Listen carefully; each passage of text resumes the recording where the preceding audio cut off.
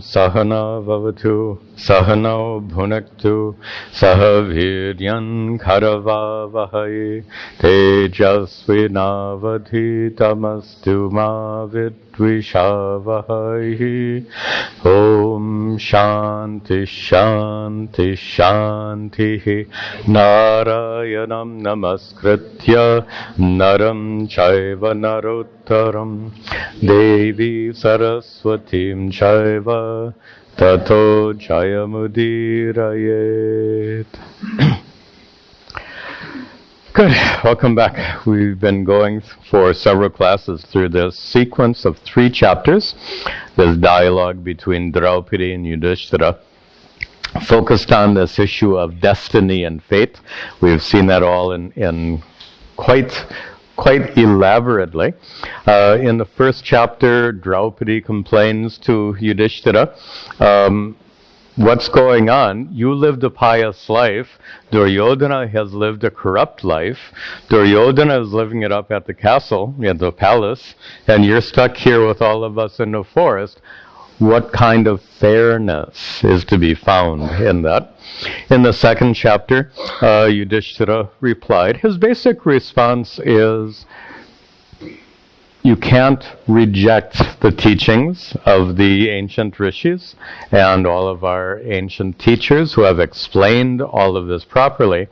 And then in the third and final chapter, we might complete that today, we see a very surprising turnaround. I'll just summarize this just to get us back on track here. Draupadi, at the beginning of the current chapter, admits she basically says she was in a bad mood, and that's why she was complaining so much. And she even warns Yuddhishthira. She says, I'm likely to complain some more. She tells him, which is really good. I mean, to be honest and open about what it is. But then, most surprisingly, she starts to teach Yuddhishthira about the doctrine of karma. And we're going to find in the very final verse of this chapter how it is that she knows so much about the doctrine of karma. We'll see that when we get to that. And before we proceed, just so that we're all on the same page, let's just return to our river metaphor that we've used so many times. The current is flowing from top to bottom. You're standing on the shore, you want to reach the other side. Your effort to reach the other side in Sanskrit represents what we call prayatna. Prayatna means effort. And the current represents the other factor that's involved. Of course, as you remember, you actually end up going in a diagonal direction. That's the actual outcome. And the reason is that the outcome is a result not only of your effort, but it's a result of another factor as well. That factor represented by the current, we can call Daiva. And this is, by the way, we're going to return to this topic right now. Daiva, that means what comes from God. What comes from Deva is Daiva. But let's be very clear about this. What comes from Ishvara is that Ishvara's whim. If he's in a good mood, he'll make the current weak. If he's in a really bad mood, he'll make the current against you. That can't be. So we've had a very elaborate discussion, and we're going to return to that discussion right now, where we understand Daiva means what comes from Ishvara, what comes from Deva, what comes from God. But we also understand Ishvara as karma phala data, as the giver of the fruits of our own past deeds. Therefore, we call it Daiva because it comes from Ishvara, but what Ishvara is giving us is actually the result of our own past actions. The result of our own past actions is what we call prarabdha. This is the key. This is the key to understanding this topic. That what is generally called Daiva or Bhagya or Vidhi, we had that whole list of names for fate. But all of those names for fate all ended up meaning Daiva, that which comes from God. But what comes from Deva, what comes from Ishvara is what? He is the dispenser of the results of our own past actions.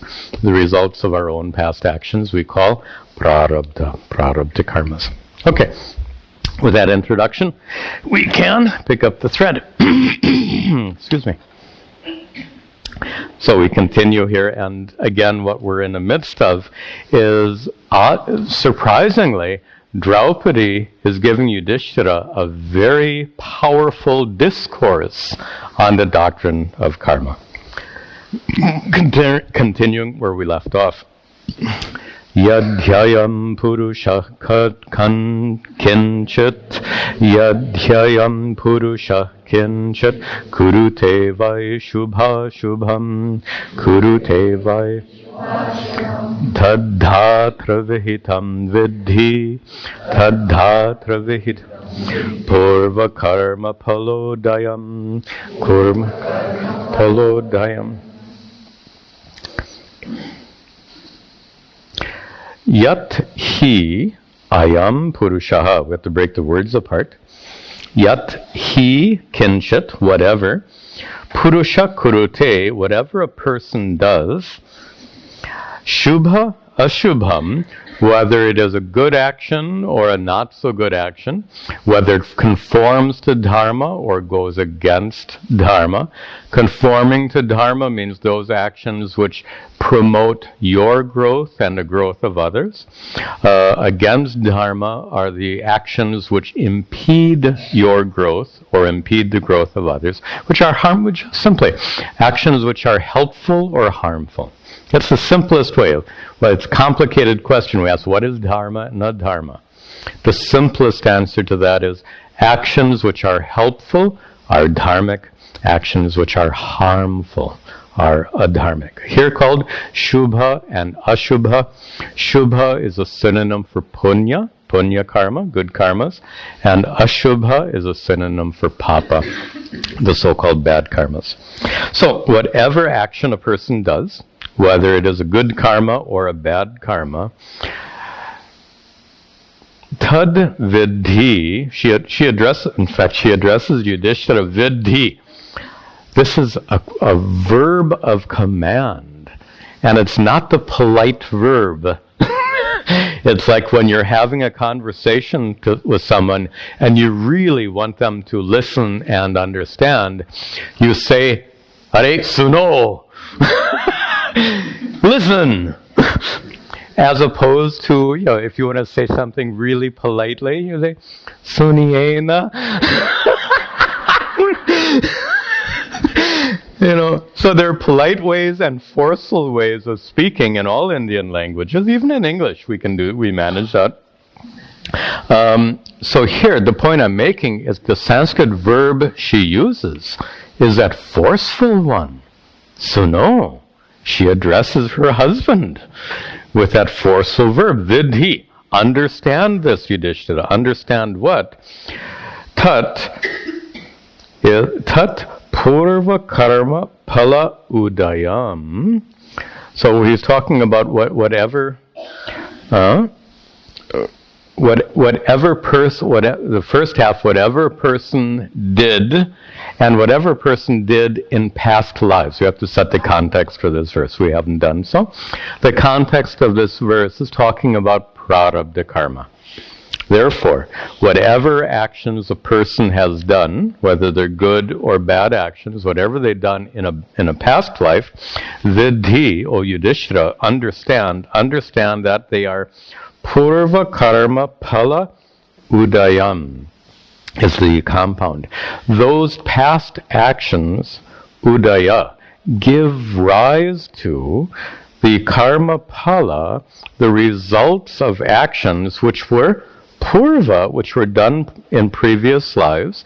So what she's doing so far is just quoting the law of karma, as we know very well. And that is, actions you've done in prior lives can yield their results in this life. First half, talks about the actions we've done in prior lives, Shubha and Ashubham, the good karmas and bad karmas we've done in prior lives. The last line she says, Purva karma pala udayam, those past actions give rise to results in this life. Well, we know that very well, so why is she saying that? The key, her point, is in the third line. She says, Tat vidhi, understand this, Yuddhishthira, that those results of actions done in past lives, they are dhatra vihitam. Vihitam, they are established by who? Dhatra, better known to you as Vidhata, as by Ishvara, by the one who's in charge, so to speak. Vidhatra means the one who's in charge, the one who is the author of the laws of the cosmos is Vidhatra. So what is she saying in this verse? She says, O Yuddhishthira, please understand that the results of the actions done in your past lives, those results are vidhatra vihitam, those results are given by Ishvara. They're established by vidhata, by Ishvara. What is she saying? What we just saw. She is saying that what we generally call prarabdha karma, the unfoldment of actions, the unfoldment of the results of actions done in our past lives, she says that it is vidhatra vihitam. It is established, it is given by the God of the cosmos, which is to say, Ishvara is karma paladata, the giver of the fruits of our actions, and this is what's usually not understood. And just to summarize some of our past conversations, usually the distinction is made here between prayatna and daiva. In any situation, the outcome is partially due to you and partially due to what God wills, or what fate has determined, what is your destiny. All of these words are used for daiva. So when we translate daiva as destiny, we make a horrible mess out of it, right? We talked a whole class about that. When you translate daiva as destiny, you miss the boat entirely. There's no boat in our metaphor, so that's the wrong metaphor to use. Anyway, it just means you get the whole thing totally confused. So daiva means what? Daiva means those factors which are not due to you, those factors which are due to God. But then, as we introduced our class, is it that God acts in arbitrary and capricious ways? Or that God, Vidhata, Ishvara, the God of the cosmos, is the one who gives us the results of our own past actions? But notice, when we translate daiva as destiny, we miss that point entirely. So we have to remember, daiva means that which comes from Ishvara, that which comes from the karma pala data, the giver of the fruits of our actions. So she is teaching something very important here. And that is, daiva cannot be translated as destiny. Because destiny suggests, when you use the English word destiny, or in our linguistic analysis several classes ago, words like kismat and nasib, we never get the idea that Ishvara is involved in that. If you use the word destiny, you've kicked Ishvara out of the equation, right? So here we're putting Ishvara back into the equation. And that is, daiva means Ishvara is the karma paladata, giving us the results of our past actions, and that is represented here by the current. That accounts for the unknown factors in the events of our lives. Okay. She continues to explain that in the next verse. Teshu teshu hi krityeshu, teshu teshu hi krit Viniyokta Maheshwaraha Viniyokta Sarva Bhutani Kaunteya Sarva Bhuta Karayat Yavashan Yapi Karayat Yavashan.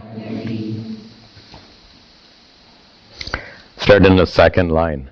Maheshwaraha, Maheshwara, Maha Ishvara, the great God of the cosmos, Ishvara. Who is Ishvara? He is Viniyokta. Has the same meaning as Vidhata. Viniyokta, Vidhata means the one who establishes the laws of nature. And in particular, the one who establishes, maybe two minutes of karma theory we have to remember. You have to remember, why is it that certain prarabdha karmas are fructifying in your life now? We don't choose. We know we're all born with prarabdha karmas. Do we get to choose which karmas fructify when? Let's be specific. All of us are born with a lot of punya karmas and a lot of papa karmas. Do we get to choose? That I think today I want only punya karmas to come into my life. Hey, you don't get to choose.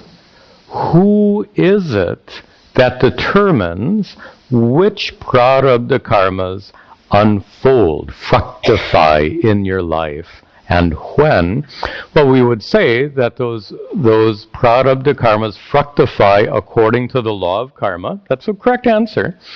But who is it that determines what is the law of karma? Who is the author of the law of karma? Who is the intelligence of the cosmos who ensures that the law of karma continues to work? So we trace it all back to Ishvara. So that's why Draupadi says, Maheshwaraha, the God of the cosmos, is Viniyokta, means the same as Vidhata, the one who establishes the laws of the universe, the one who determines which prarabdha karmas will fructify in your life today, which will fructify tomorrow, etc., etc., etc. So, Maheshwara, the God of the cosmos, is the Viniyokta, the one who establishes the results, teshu teshu hi krityeshu, with regard to every action, teshu, with regard to every action, krityeshu, that you have committed in your past lives or earlier in this life. With regard to all of your past actions, Ishvara is the Viniyokta, is the one who establishes which results fructify when. Notice that definition completely rules out the idea of Ishvara acting capriciously, acting on a whim. Or as I joked before, Ishvara is not like your boss who is sometimes in a good mood and sometimes in a bad mood. That metaphor absolutely cannot be used. When your boss is in a good mood, your day at work goes quite nicely. When your boss is in a bad mood, you know you're in for it.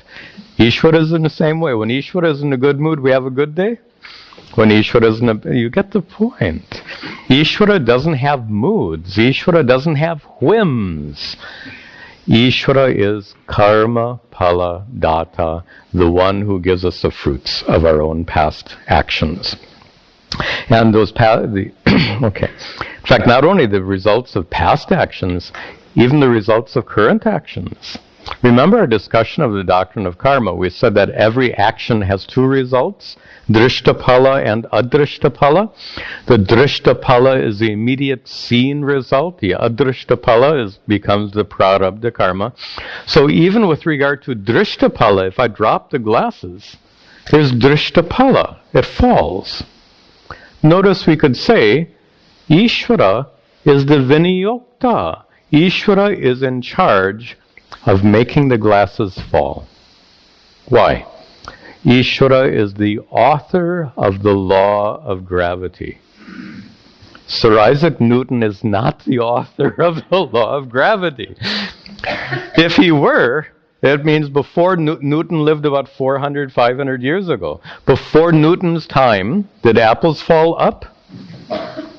which means the law of gravity already existed.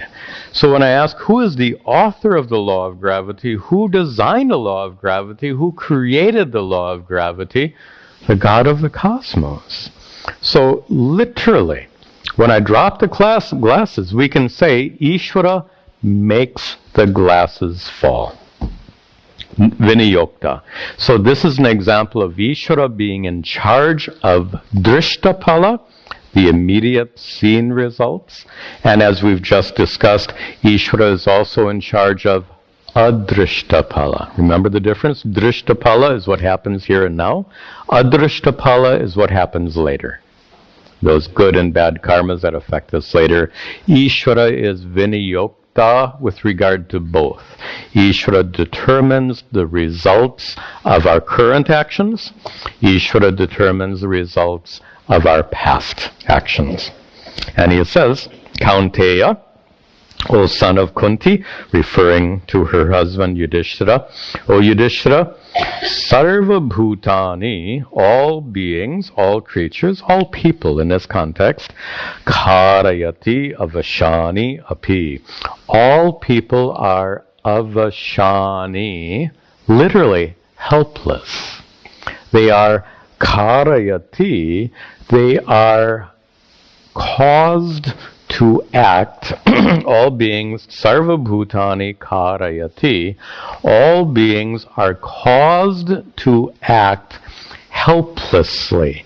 Now, those words could really be misunderstood if we took them out of context, right? So let's put them in context. First of all, taking it out of context makes us look like puppets, right? Sarva Bhutani, all creatures, Karayati, are made to act avashani, helplessly. We are puppets on strings. Watch my arm go up. You can't see the string.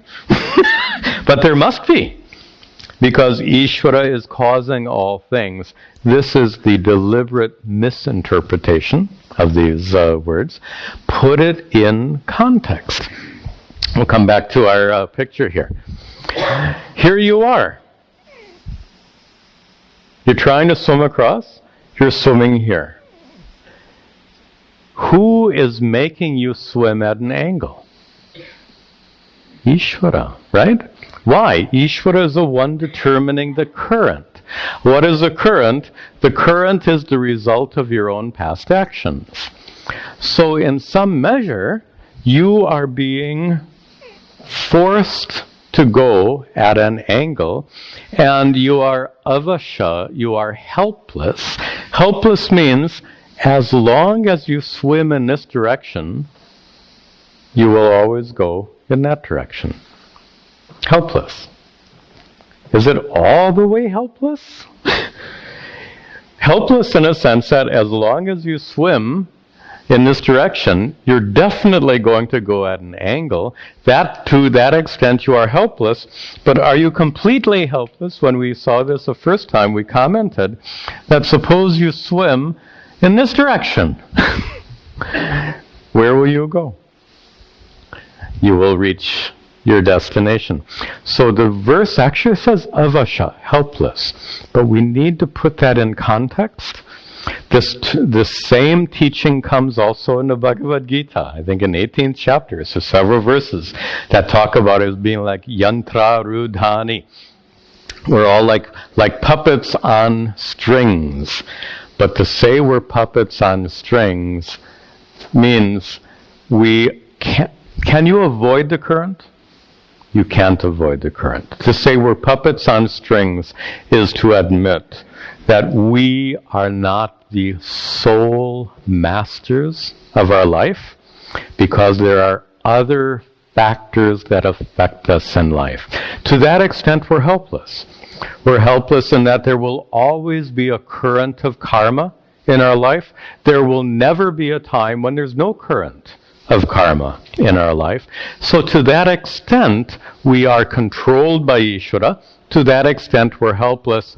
But we're not all the way helpless, because we always have prayatna. We always have effort. We always have free will.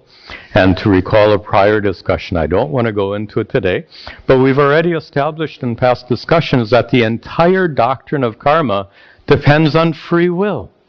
How do you commit a karma in the first place? With free will. So any willful misinterpretation of a passage to suggest we have no free will is just really a horrible blunder. This passage, those last two lines, could be interpreted to mean we have no free will. Sarva bhutani, all creatures are avashani, they're helpless. Karayati, they are caused to act by Ishvara. Again, we have to put it in context. We do have free will. You have choice over what direction you swim. Do you have any choice over the current? That's the point. We have no choice over the current. We have no control over the current. To that extent, we are helpless. To that extent, we are controlled. We have no choice over what prarabdha karmas unfold in our lives. We have no control over it. To that extent, we are controlled by Ishvara. To that extent, we are helpless. But notice, we always, always, always have free will. We can always make a choice, and that makes such a difference. Just to remind you of one important point we made before. Suppose this current, we did this before, 1 minute, we'll do it and finish us. Suppose this current is overwhelmingly strong. As we said, you come to this river, in typical Indian river in August, peak of the monsoon season. It's a raging torrent, and down here are rocks. And if you jump in this river, no matter how strong a swimmer you are going to be thrown onto the rocks. You will absolutely perish. Are you helpless? Good question, right? So the current, and this represents our lives. There are times in life where the forces acting upon us are overwhelmingly strong. It happens. My question then is, at those times in life when the prarabdha karmas, the forces acting upon your life, are just overwhelmingly strong, my question is, are you doomed? Are you helpless? The answer is not at all. Why? In this metaphor, do you remember the solution? If it's a raging torrent, you still have a choice. Don't jump in. That's too obvious. If it's a raging, you still have choice. Prayatna. Prayatna means effort. In fact, I think in the next verse, she's going to say it's driven by choice. You can choose not to go in the river. You can choose to wait until the dry season and then swim across. Notice, no matter how strong that current is, you still have choice. You are never, ever helpless. In the same way, no matter how strong the current of karma is in your life, and sometimes it can be overwhelmingly strong. We've all been there. No matter how strong it can be, you are never helpless. Ishvara has empowered you with that Shakti, with that power. Ichha Shakti, the power of will. Okay, and she'll say, in fact, that's our very next verse. So these two verses. Oh, before we go to the next verse, there's one more point I wanted to bring in. We haven't talked explicitly about this, so let's make sure. If everything that happens is a result of both our effort and the unfoldment of our karma, we can ask, what is the role of prayer? I think we actually brought this up in a meditation session, but not in this program. We have to address it. It's surprisingly easy to address. What is the role of prayer given the two factors, prayatna? No wonder that looks funny. How about this? Prayatna, sorry. So understanding these two factors, prayat, prayatna, your current effort, and prarabdha, the result of your past actions. What is the role of prayer? And to understand, we can understand it so simply. So many people ask about prayer and ignoring the obvious. What is the obvious? Tell me, is prayer a karma or is it not a karma? Even if it's manasa, mental, or vachika, oral, it still is a karma. It still is an action.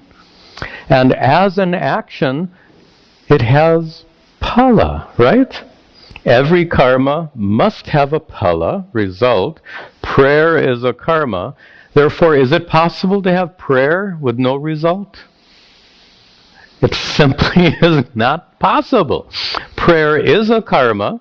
Prayer cannot but yield some kind of phala, some kind of result. Now let's go to the next level. We said that phala is twofold. What were the terms we just used? Drishta and adrishta, which means for prayer there's going to be an immediate seen effect. There's also, which is the drishta phala, and for your prayer there's going to be a delayed effect, which will bless you in the future. So your prayer will help you immediately, drishta phala. Your prayer will help you later, adrishta phala. Use this example. So you jump in the river, and you find yourself being swept away from your destination. It's a good metaphor for life. We commit ourselves to reaching some goal, and we find things aren't going so well. We see that all the time. What is the role of prayer? So suppose you're in this current, and you find that you're not going towards your destination, and suppose you start feeling panicky, and you start thrashing around in the water. Oh my gosh, I'm being swept down by the current. You see those rocks coming, and you get, to use American English, you freak out. What to do? Well, suppose you were to pray. Suppose you were to stop thrashing about in the water and pray. Well, that prayer would have drishtapala. The immediate effect of the prayer is you'd calm down. When you calm down a little bit, you'd realize that it's just a bit of a current that you can compensate for by swimming up in this direction. You could figure that out only when you're calmed by prayer. You can't figure that out when you're panicky and thrashing about in the river. Notice when things go wrong in life, sometimes we get panicky and we thrash around. And when we're thrashing around in life, we're probably not making the best decisions we could. Be realistic. When something goes wrong in life, we can get panicky, and we start thrashing around. Means we out in a sense of urgency. I have to do something. Let me do this. But you may do the wrong thing when you're driven by that sense of urgency. Wouldn't it make sense in a time of crisis, when you feel panicky, to pray? The drishtapala of that prayer is to calm you down so that you're not panicky, you're not thrashing about, so that the decisions you make will be better decisions, will they not? That is the drishtapala of prayer, how prayer can help us in life. And there's the adrishtapala. The adrishtapala is usually what we focus on, and that is to say that the adrishtapala, the delayed effects of that prayer, will certainly bless us in the future when we don't know. And here's the problem, is being typical. Can I say the term typical Americans? Because Americans want things now. We all know, if you're in India, things happen a little bit more leisurely. Chalta hai. So, I mean, and you're more accepting of that in an Indian context. In an American context, we want it now. Come on. And sometimes when we pray, we may pray with that attitude, which is not helpful. The adrishtapala, the delayed, deferred effects of that prayer, we don't know when it will come. If we don't even know for sure if it's going to come in time to have an effect on our current crisis. There's no guarantee. There's no guarantee that your prayer will bear its adrishtapala and help you in the current crisis. No guarantee. Then why should I pray? Wait a minute, what about the drishtapala? The drishtapala will absolutely bless you in the midst of your current crisis. The adrishtapala, maybe, maybe not, we have no idea. But the drishtapala, as we just got done saying, to calm you down so that you can make good decisions with a clear head without feeling panicky. That drishtapala absolutely will bless you in the current situation. Okay, we needed to include this. We're almost done with this topic, so we didn't want to leave this out. This is the role of prayer in a life governed by prayatna and prarabdha. Okay, now we can go on to the next verse, which talks about free will.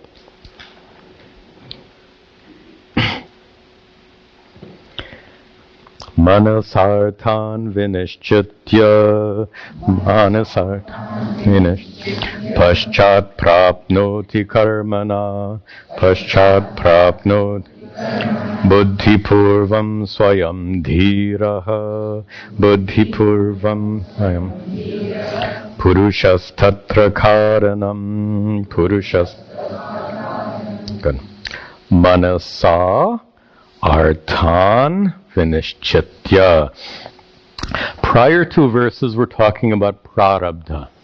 Now we're going to talk about prayatna.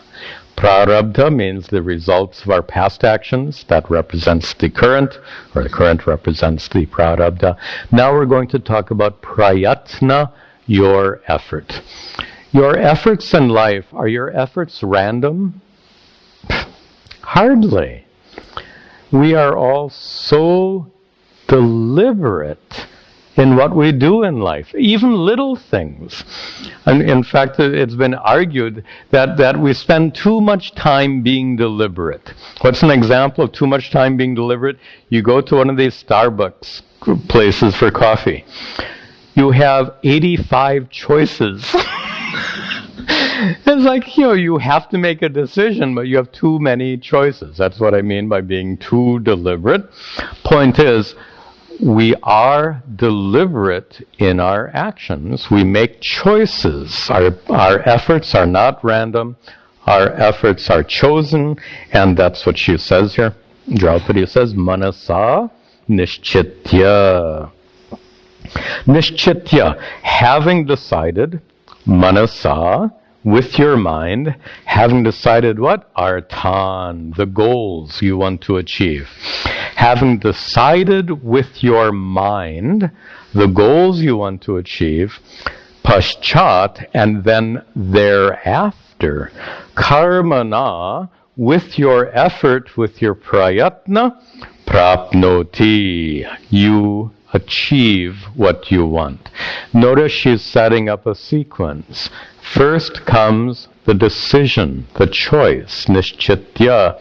Second comes the action. We all know, what is there's an American idiom, think before you leap. You've heard that, right? Typical American idiom. Think before you leap. Leaping is an action. You better think first or you're going to leap off a cliff is kind of what the metaphor is meant to show.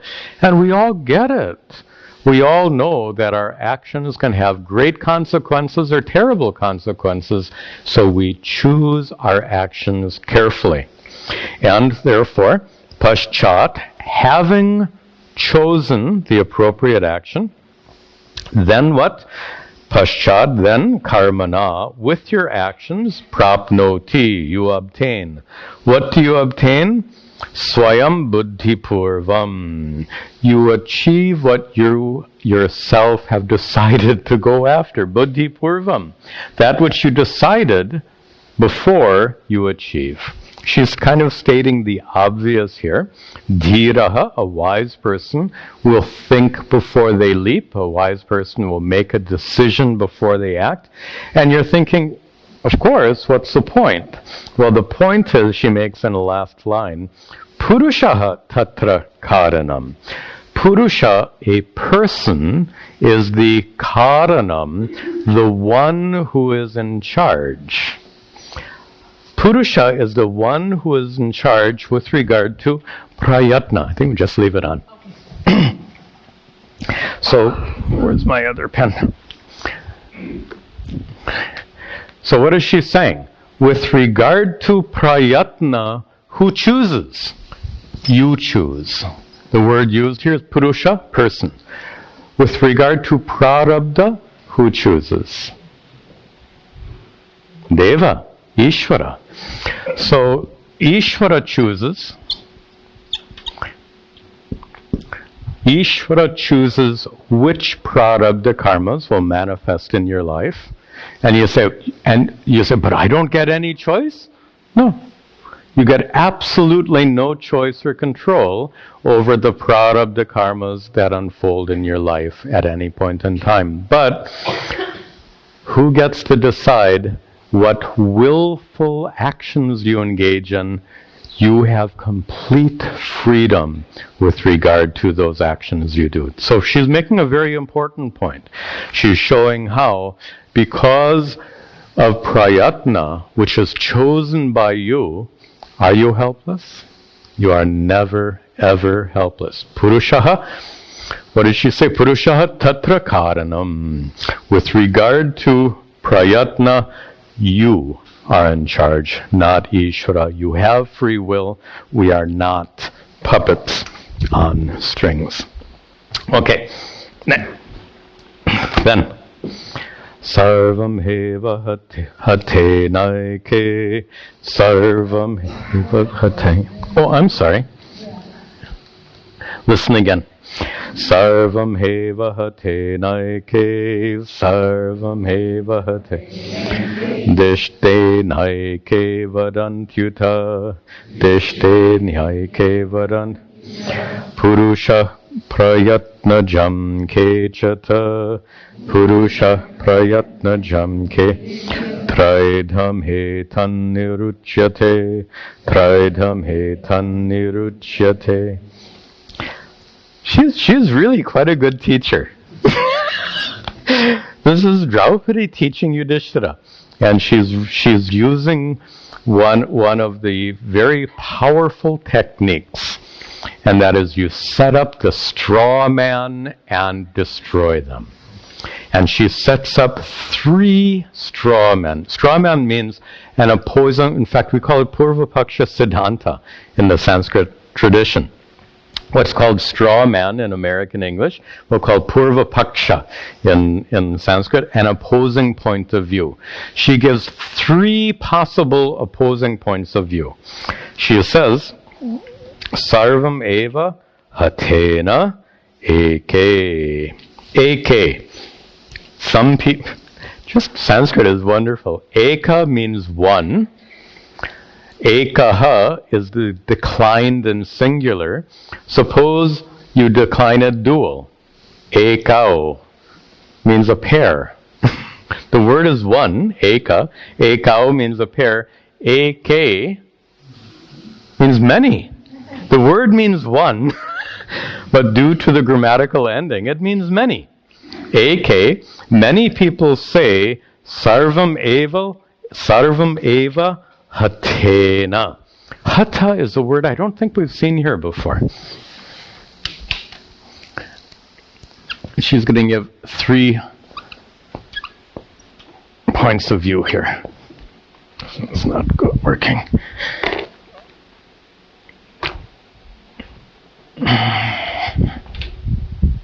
No. Okay. So first she said, this word hatha, does that look familiar?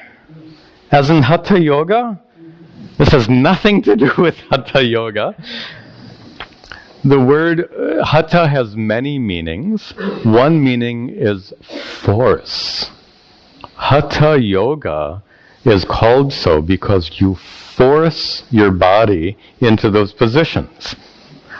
I'm not making this up. This is what the word means. Hatha means by force. Hatha yoga means you manipulate your body to look like a pretzel. Okay. Here, hatha has a different meaning. Hatha here, again, different words have different meaning in different contexts. We talked about dharma having so many meanings. Here, hatha in this context means by chance.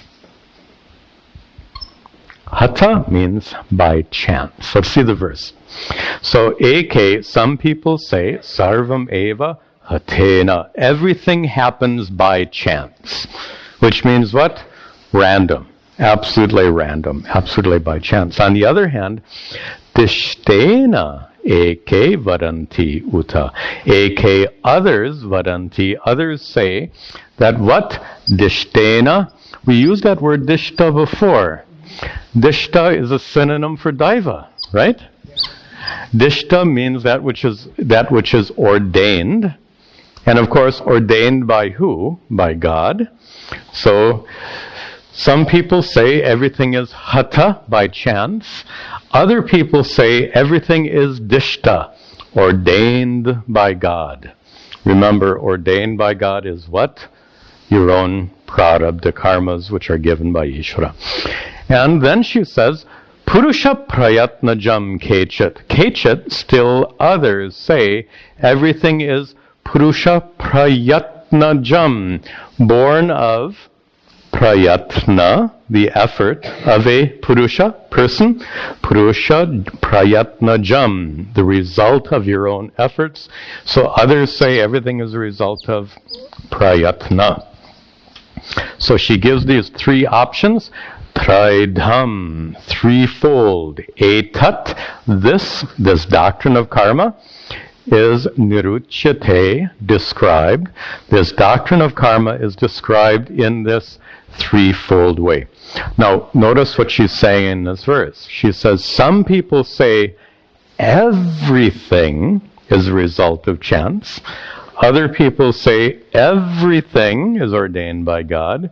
And other people say everything is in your hands. You can already see what the error is. Remember, this is the straw man. This is deliberately presenting the opposing point of view, the Purva Paksha, which will be dismissed in the next verse. Before we see how she dismisses it, we're seeing this term, I think, for the first time. I'm not sure, but maybe. Hatha, by chance. We haven't really discussed randomness. Actually, we did once. I think so. Let's just, since we haven't seen it so systematically, just reflect very quickly. Randomness. Is randomness part of the universal order or not? Universal order means the laws of the universe. I'm being too complicated. You flip a coin. It's random, right? Is the randomness of your coin toss, is that part of the laws of nature, or is it contrary to the laws of nature?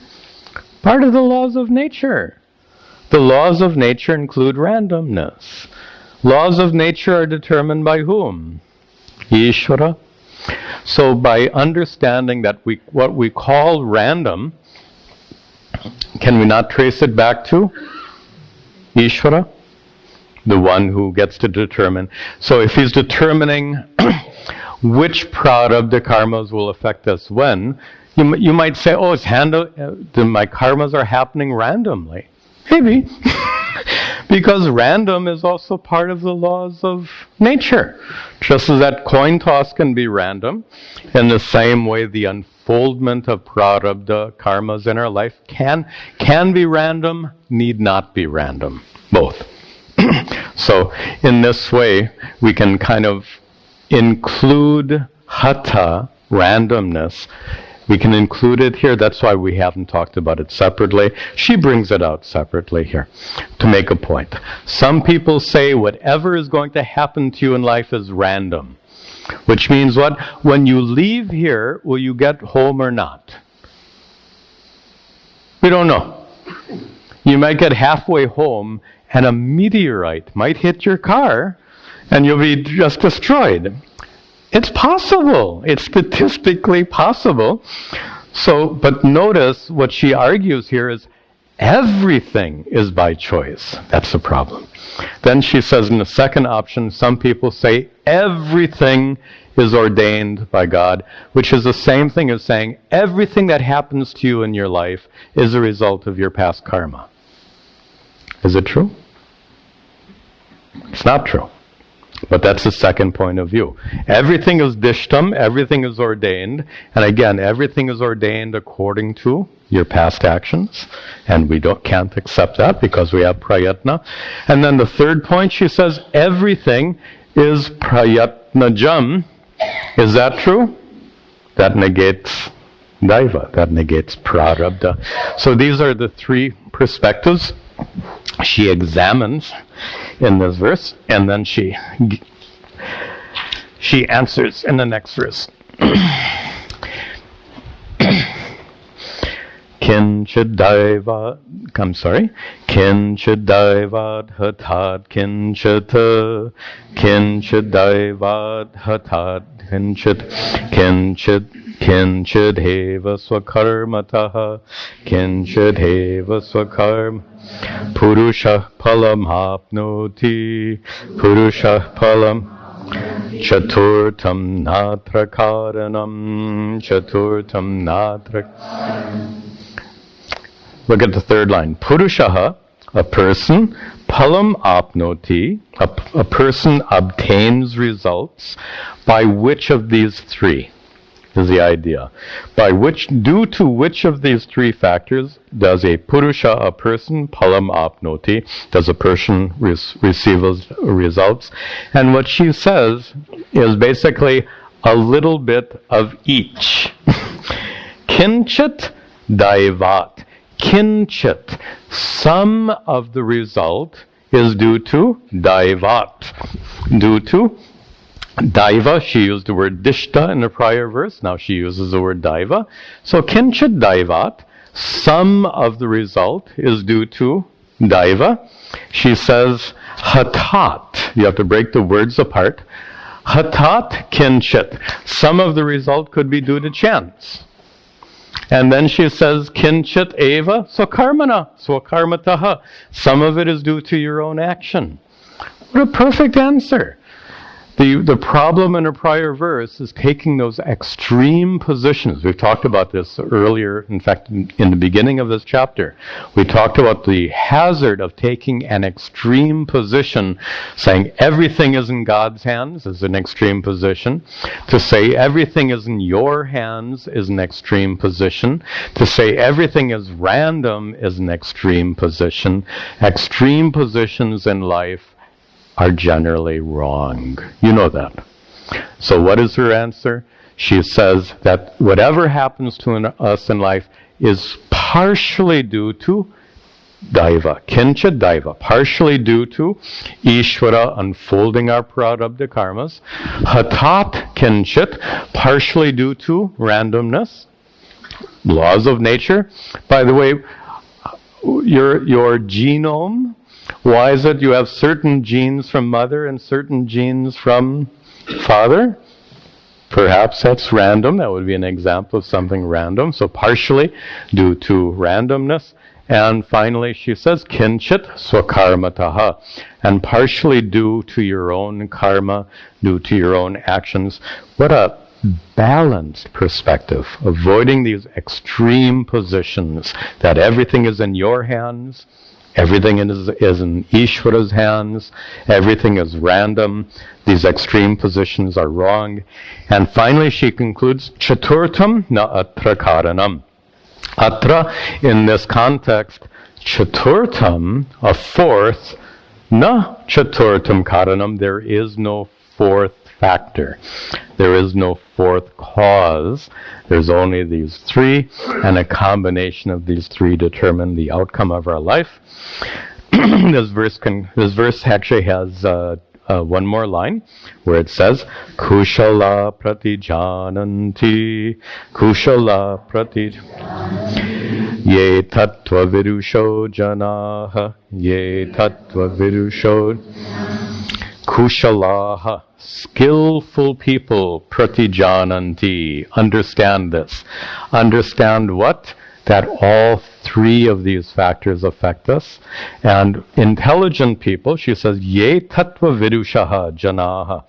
Those janaha, those people who are tattva virushaha, those people who understand the reality of life, they reject the extreme positions of the prior verse. The extreme positions of the prior verse is 1, everything is in my hands. 2, everything is in Ishvara's hands. 3, everything is random. A wise person rejects all of these extreme positions and understands the complexity of life. All three of these affect us. Now, her teachings conclude with this verse. Yes. Kurvato narta siddhir me, kurvato narta siddh, bhavati tiha bharata, bhavati tiha nirvedo natra ganthavyo, nirvedo nat dvavetau hyasya karmanaha, dvavetau. Draupadi concludes her teachings to Yuddhishthira. She says, Bharata, O Yuddhishthira, Kurvataha na artha siddhihi me bhavati iti. This is a quotation. And the quotation means, Kurvataha me, even though I try, na artha siddhi me bhavati, I don't get any results. She puts this in quotation marks. Says, one who says, even though I try, I didn't get any results. She puts that in quotation marks, and she says, Atra, in the third line now, Atra, with regard to that conclusion, that feeling, even though I tried, I didn't get any results. Atra, in such a situation, na nirvedaha gantavyaha. You shouldn't become despondent. You shouldn't give up. You shouldn't feel depressed. You say you tried and you didn't get any results. And even if that happens to you, you tried, you didn't get any results, she says, na nirvedaha gantavyaha. You shouldn't be depressed. You shouldn't give up. Why? Dvau etau hi asya karmanaha. He says, karmanaha, for that action, for the action you committed, she says, asya, for that action, there's etau dvau, there are two more factors. What is she saying? She said, somebody who says, I tried, I didn't get any results, so her response is, okay, but what about the two other factors? I tried and didn't get any results. She points out, hey, there are two other factors affecting the outcome of the situation. One factor is dishta, Ishvara's giving you the fruits of your own past actions, and the other thing that may affect you is laws of nature, laws of randomness. So she is saying, by the way, again, she's teaching this to Yuddhishthira very boldly. She's giving him a lecture. Lecturing him on the doctrine of karma. And this is the conclusion of her lecture. She says, you better be aware. She said, avoid the three extreme positions. Everything is in my hands. Nothing is in my hands. Because everything is in Ishvara's hands. Nothing's in Ishvara's hands. Because everything is random. These are the three extreme positions. She says wise people will reject those three extreme positions and understand All three of these factors affect us. Your efforts are a factor. The unfoldment of your karma is a factor. And any randomness in nature is also a factor. Now, we conclude the chapter by answering the question which we've raised several times. How does she know all of this stuff? She's really given a very profound, deeply considered lecture on the doctrine of karma to Yuddhishthira. How did she learn all of this? Well, she explains in the very last verse of the chapter. She says, Brahmanam me pita purvam, Brahmanam me pita vasayamasa panditam, vasayamasa sosmahartamimam praha, sosmahartamimam pitre me bharatar shabha, pitre me bharatar Bharata Rishabha, bull of the Bharata clan. She praises Yuddhishthira by addressing him, Bharatarshabha. She says, Purvam, long ago, me pita, my father, what did he do? Vasayamasam. He made someone live with him. Who did her father invite to live with him? Brahmanam, a Brahmana. Not any kind of Brahmana, Panditam, a very wise Brahmana. Long ago, my father invited a very wise Brahmana to live with us, to stay with us. And Saha, he, that wise Brahmana, Asman Artam Imam Praha, and he taught all of this. Imam Artam, all of this about the doctrine of karma. He praha, he taught us, he told us, he told this pitre to my father, and me unto me. This wise Brahmana who lived with us long ago, he taught us all of this. So in this way, Draupadi becomes an expert in the doctrine of karma. Remember in the past chapter, in a prior chapter, when Yuddhishthira responded, he didn't really say much profound. His basic response is, "Oh, Draupadi, don't throw the what do they say, baby out with the bathwater." Just because karma seems unfair, you shouldn't reject the scriptures and you shouldn't reject Ishvara. That was kind of his basic point. And he did say that Ishvara was karma paladatta. But if you compare what Yuddhishthira taught in the prior chapter and what Draupadi taught in this chapter, you'll have to recognize Draupadi understands this a lot better than he did. And her discourse is much more powerful, much more helpful. So, and with this, our chapter comes to an end. I'll mention the next chapter we're going to study. It'll be available on our website in a few days. It's not there yet, but you can get the handouts if you want them. The topic will be Dhritarashtra is lamenting to Sanjaya. We're going to learn something about Dhritarashtra. Remember we said those extreme positions are not helpful? Guess what? Dhritarashtra has an extreme position. What is his extreme position? Sarvam Daivam. This is his position. Dhritarashtra thinks everything is in God's hands. What can I do? And look at the terrible consequences of his extreme position. That's what we're going to explore in the next chapter. Okay. Some announcements. Tomorrow, Sunday, we have our program for teens at 11 o'clock. At 5 o'clock, we have the Mindful Awareness Meditation session. At 6:15, I'll be conducting a question and answer satsang. Please join us. I'll remind you that daylight savings time starts tomorrow, so adjust your clocks before you come here for class.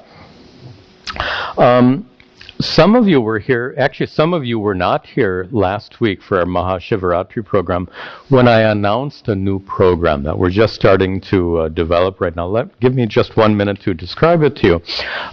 We want to do a project which is like the Bhandaras done in India. Bhandara is a public feast. You invite some special guests and you give them a nice meal. It's done it's like a religious festival, religious observance.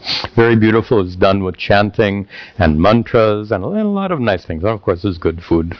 So, what we're planning to do, however, is to do a Bhandara for some of the elderly and sick in our Indian Hindu community by going to community centers and going to nursing homes and similar organizations. We're going to conduct bhandaras. This is like a seva project, a service project for our Shabodha Center. To my knowledge, this hasn't been done before, but we can figure out how to do it. I have such fond memories of the bhandaras conducted at Puja Swami Dayananda's ashram in Rishikesh. They would invite hundreds of sadhus and religious students. They would sit in rows and they would all be very ceremoniously treated and serve food. So it'd be so wonderful if we can find a way of doing it here, and we can and will. We're already making the plans. The reason I'm sharing these details with you is I'd like to invite some of you who want to be involved in the organization and planning of this program. That's what we're doing right now. Organization and planning will mean participating in defining the program. It'll be doing outreach to the nursing homes and community centers, and later it'll be being organizing the logistics of having the project go.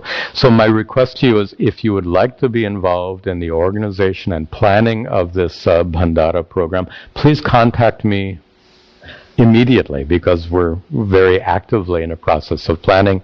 Send me an email would be the best way to do it. It'd be nice to have you participate in it. The library will be open after class. We'll conclude with our prayers.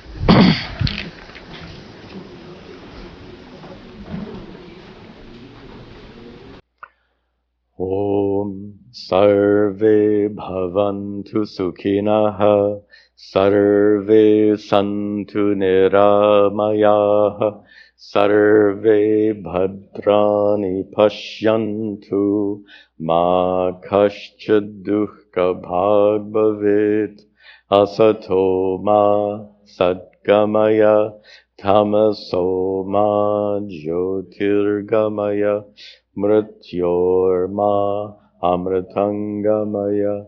Om Shanti Shanti Shanti. Om Tat Sat.